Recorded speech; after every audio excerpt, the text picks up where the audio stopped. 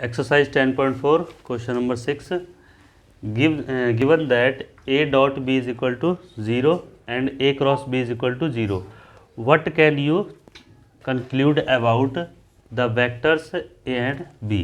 यानी a और b vector के बारे में आप क्या कह सकते हैं। तो मैं क्या दे रखा है, either a vector and b vector. a vector का मोड कितना दे रखा है, 0 है। b वेक्टर का मोड भी क्या है, 0 है। इफ a वेक्टर परपेंडिकुलर है b वेक्टर के, अगर दोनों वेक्टर क्या होंगे, परपेंडिकुलर होंगे, तो दोनों if in case a vector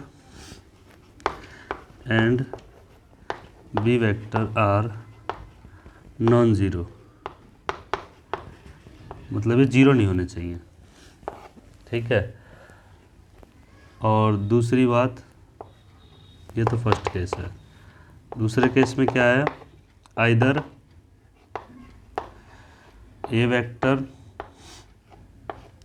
इसका क्रॉस जीरो होता है भाई, ठीक है। अगर नॉन जीरो होंगे तो क्या होगा, क्रॉस जीरो आएगा। Either A vector is equal to zero and B vector is equal to zero and A vector parallel B vector. Parallel का मतलब समझते हो ना, जब ये दोनों आपस में क्या होंगे, पैरेलल होंगे, कभी एक दूसरे को नहीं काटेंगे, ठीक है।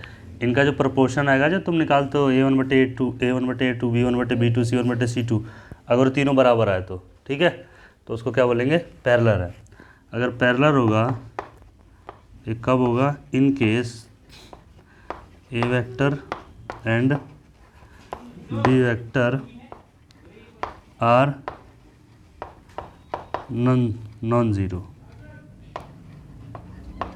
ये जीरो नहीं होना चाहिए, ठीक है। तो इसका डॉट जो होगा, ए वेक्टर डॉट बी वेक्टर भी क्या होगा, जीरो वेक्टर, ठीक है। बस यही है, कर लो इसको।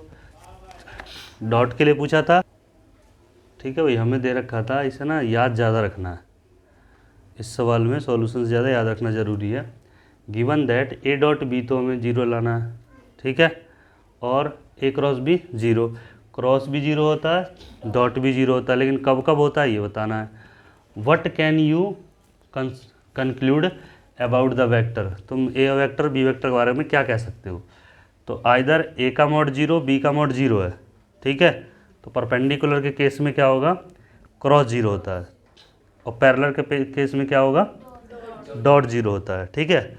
बस वही बात लिखी है, but a vector b vector non can not be perpendicular और पैरेलल, ठीक है।